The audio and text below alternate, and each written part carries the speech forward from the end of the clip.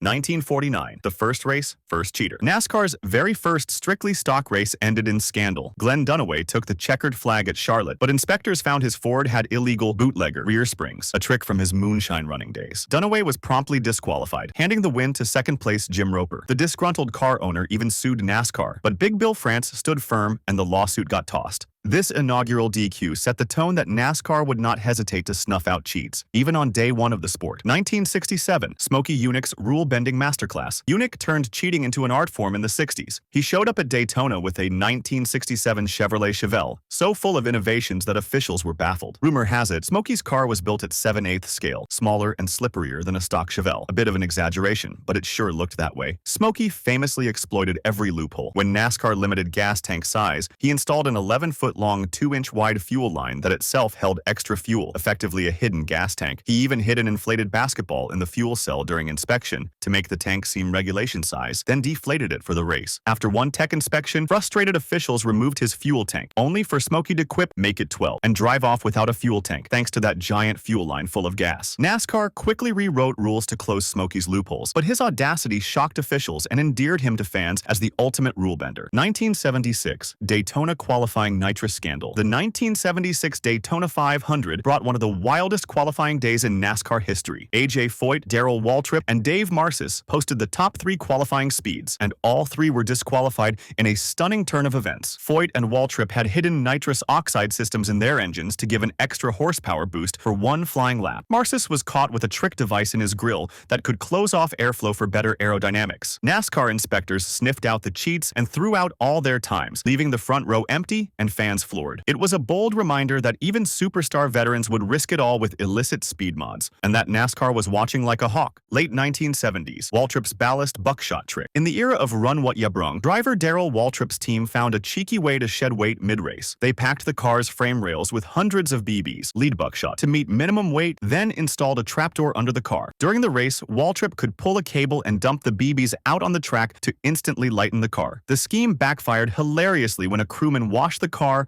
and the BBs clumped together. They didn't release on track as intended. Instead, they jarred loose as Waltrip barreled down pit road, spraying metal BBs everywhere and pelting NASCAR officials. The jig was up. NASCAR quickly closed that loophole and issued penalties, and Waltrip's cheeky credo, "If you don't cheat, you look like an idiot," became the stuff of legend. Fans couldn't help but chuckle at the creativity and the image of bewildered officials getting peppered with buckshot, even as the sport tightened its rulebook. 1983, the King's oversized engine. Richard Petty wasn't above bending the rules in pursuit of victory. In October 1983 at Charlotte, Petty scored his 198th career win, but rivals quickly cried foul. Post-race inspection found Petty's engine was a whopping 381 cubic inches, well over the 358 CI limit. He'd even used illegal tires, mounting softer left-side tires on the right side for extra grip. NASCAR dropped the hammer, a $35,000 fine, the largest ever at the time, and a 104-point deduction. Incredibly, they did not strip the win, and Petty kept the trophy, a decision that had second-place finisher Darrell Waltrip fuming that "there is no question I am the winner." Fans were shocked that Petty's team would blatantly break engine rules, and the incident tarnished a bit of the King's luster. NASCAR tightened engine inspections afterward, ensuring no one could sneak an extra cubic inch past them again. 1990, Mark Martin's costly carburetor. Sometimes a minor violation can have major consequences. In 1990, rising star Mark Martin was slapped with a 46-point penalty after NASCAR discovered an illegal carburetor spacer on his Ford after a Richmond win. The part was about half an inch too tall. NASCAR allowed 2 inches, his was about 2.5 inches, a tiny infraction, but rules are rules. Martin and his team insisted it gave no performance advantage, that it was an unaltered part straight from a manufacturer, but NASCAR didn't budge. Those 46 points proved decisive. Martin lost the Winston Cup championship to Dale Earnhardt by just 26 points that year. Fans still debate whether the punishment fit the crime. Martin likened it to getting the death sentence for shoplifting. It was a heartbreaking lesson that even a small rules slip-up could derail a championship dream, and it cemented NASCAR's reputation for strict enforcement.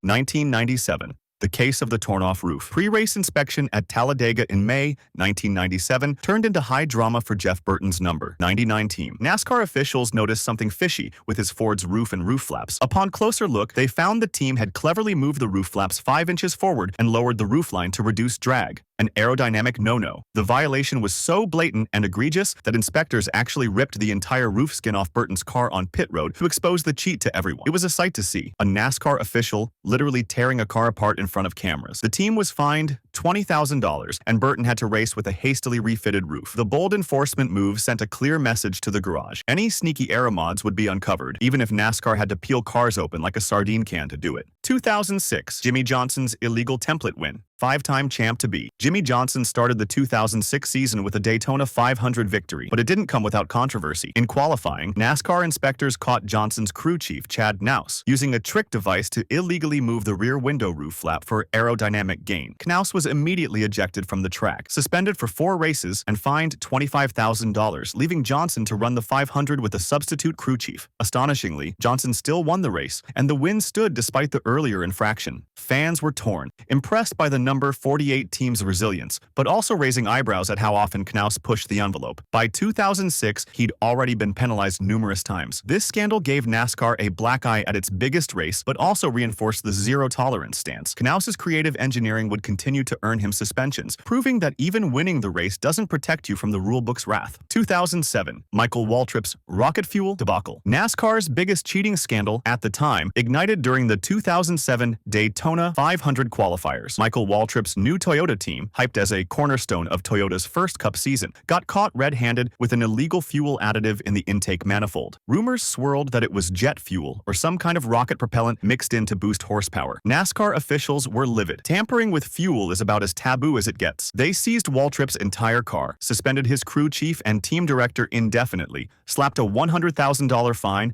and docked Waltrip 100 championship points. It was the harshest penalty on record then. Waltrip publicly apologized, saying he was so embarrassed he almost pulled out of the race. Toyota, seeing its Cup debut marred by scandal, was furious. The incident, soon dubbed Rocket Fuel Gate, shocked fans and cast a shadow over the great American race. Waltrip did manage to make the Daytona 500 field, but his reputation, and that of his team, was badly singed.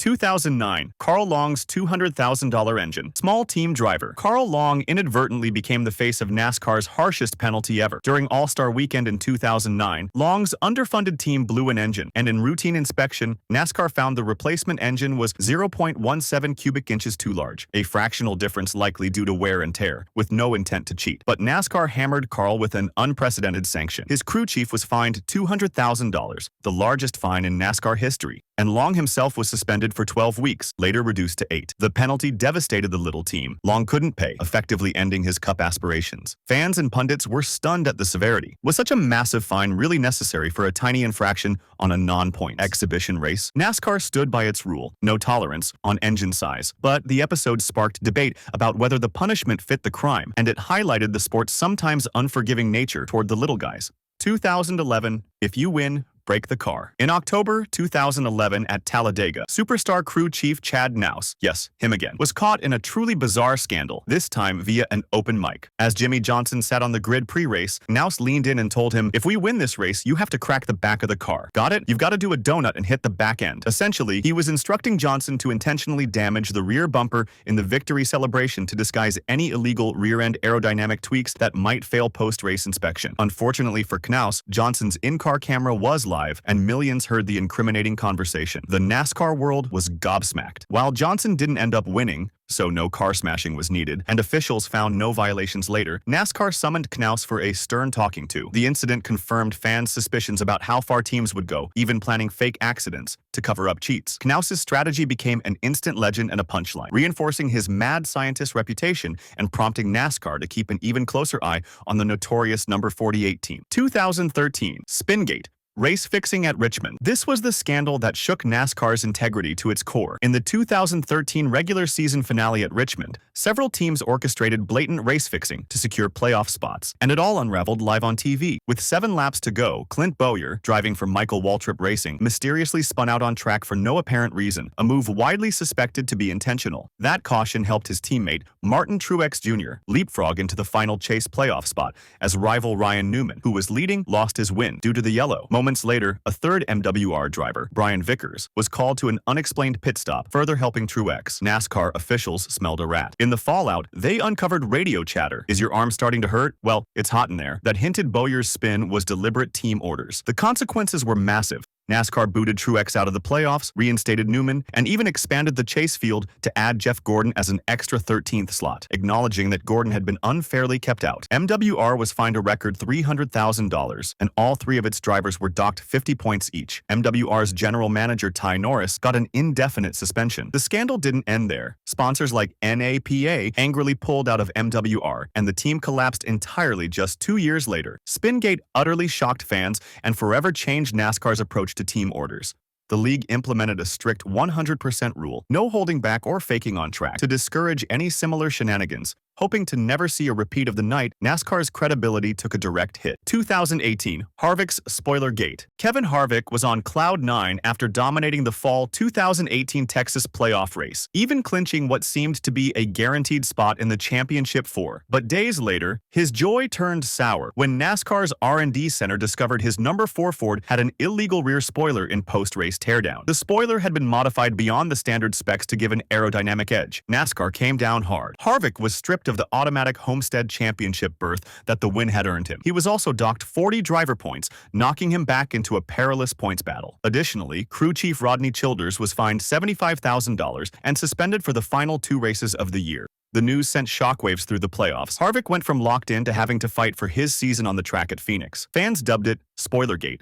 And while Harvick did manage to rebound and still make the championship 4, the scandal underscored NASCAR's renewed willingness to DQ even high-profile wins if the car isn't legal. It was a clear warning to teams. If you ain't cheating, well, you better not, because you will get caught at the highest level. 2022, Pocono's double disqualification. NASCAR made history in July 2022 by disqualifying not just the race winner, but also the runner-up. Denny Hamlin initially won the Pocono Cup race, taking the checkered flag in a duel with Ross Chastain, and teammate Kyle Busch crossed second. But in post-race inspection, officials found something sneaky on both Joe Gibbs Racing Toyotas. 2 pieces of thin adhesive tape, about 5.5 inches by 2 inches, covertly placed under the vinyl wrap on the front fascia of each car. This tape in a critical aero area wasn't allowed. It could alter airflow or vehicle weight ever so slightly. NASCAR reacted swiftly, disqualifying Hamlin and Busch, which erased Hamlin's victory and made third-place Chase Elliott the winner by default. It was the first time a Cup race winner had been DQ'd for a tech violation since 1960, over 62 years. Fans were stunned at the unprecedented call, but largely applauded NASCAR's consistency in enforcing the rules no matter who it was. Hamlin,